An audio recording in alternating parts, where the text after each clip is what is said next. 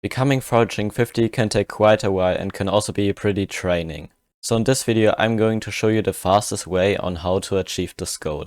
I also left time steps in the video description down below, so you can follow the points that you need. But I would advise you to watch the whole video because every part is important to reach your goal. But first of all, we have a temporary 5% skill experience boost, and Derpy is mayor right now, which makes us get another plus 50% more skill experience, which means you will be reaching your goal 55% faster. So now to the first point, foraging wisdom. Foraging wisdom is used to get more foraging skill XP, and that's also why we are going to try to get as much as possible. Two things you may already have that increase your foraging wisdom are a god potion and a booster cookie, although the booster cookie is quite expensive right now. As a tool we will be using the Decapitator, Reforged to Toil, and I'm going to show you quickly where you can get it. You're just going to go from the spawn by the blacksmith to the smithinger, and here you can buy the Toil Reforge. And you can also get +1 foraging wisdom if you recombobulate your Decapitator.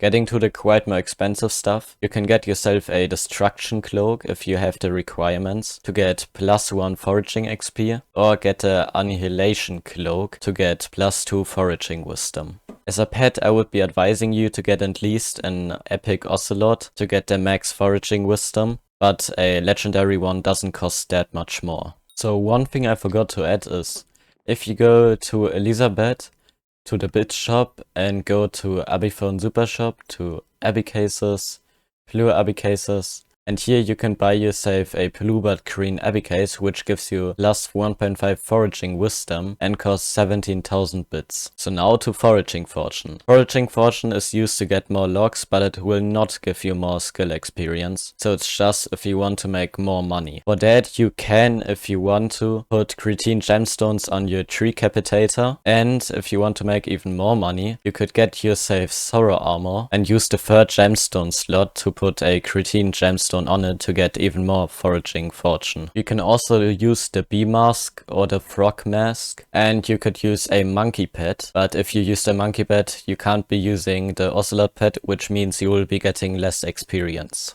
You can also right click this cake to get +5 foraging fortune. You can just do it by either visiting me or another person that has this cake, so you can right click it. But what you've probably already realized is that going on public foraging islands can be quite competitive, as you're seeing. So there is actually a thing you can build to also get much more foraging XP, and that on your own island. And here are the materials you need.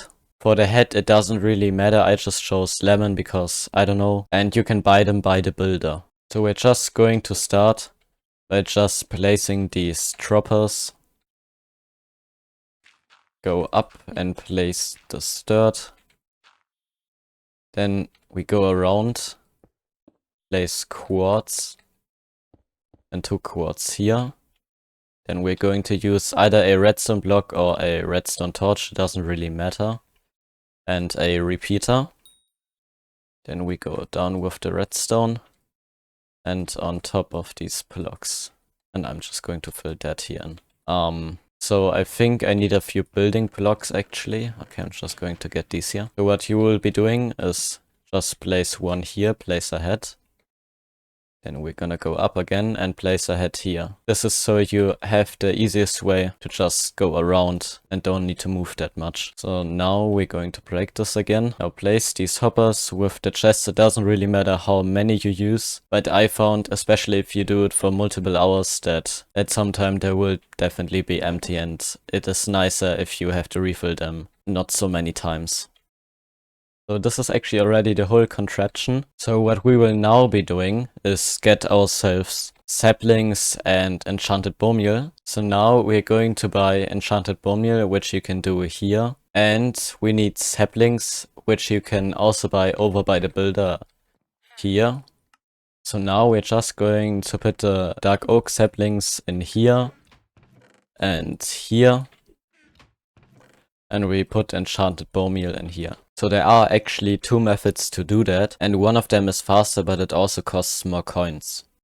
Because as you can see, if I now were to do that like really fast, oh my god, my ocelot leveled up.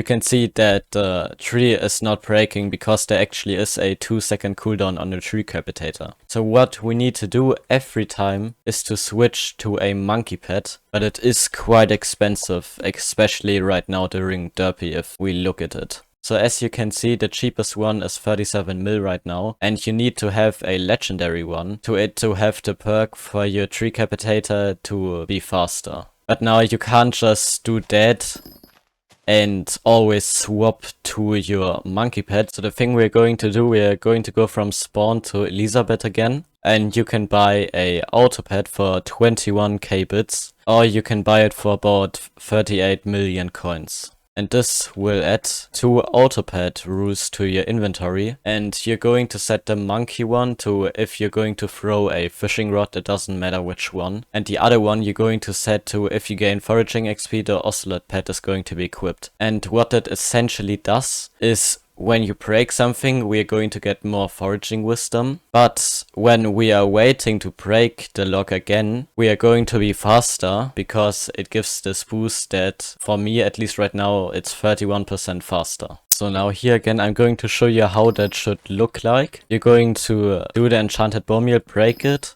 Then you're going to throw the fishing rod, and as you can see, the monkey pet is going to be enabled.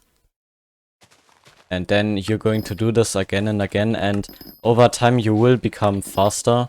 I mean, I just started, and because of that I'm pretty slow at it, at least right now. And so the thing you may be realizing right now is square. So if I just stand here, you can see I'm going to fly off. And the thing you can do to prevent this, if you press F3, you can see which way you're facing, and you need to face so that you don't fly off. And what I mostly do with the height, you should face about 17. That's my preferred height. So if you also want to, you could make your sensitivity to yawn. So it's really slow now. And if I now line myself up correctly and go down, you can see it's now way better. So if you still have some question, you can just comment down below or visit my island and ask me.